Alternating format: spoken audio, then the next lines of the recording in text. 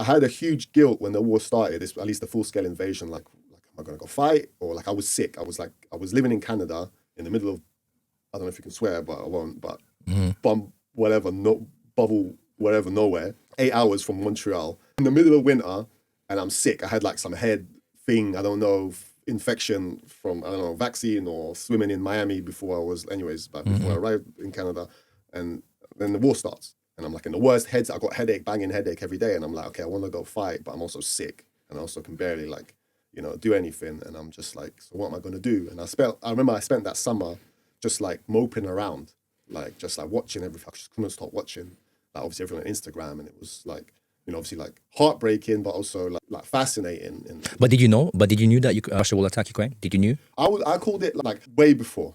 Like I called it way before, again, because like I just like always read articles on Crimea. I remember The Economist, they wrote an article like, I think the year previous, as much as the year previous, like I was like parroting their propaganda that they pushed out, but it turned out to be true. But they put out an article stating that because the Ukrainians are turning off the water to Crimea, that Russia was going to escalate it.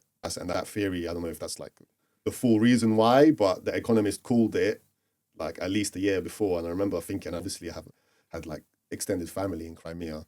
And I remember like having an interest, like what's going on over there. And I remember hearing stories about, okay, there's problems with electricity, with gas, with this, with that, like for a while. So I kind of like, there's like a dam north of Crimea, and the Ukrainians, basically, they wanted to cut off the water supply. So like, and then people were telling me, obviously, like, oh, Putin said he's not going to start anything.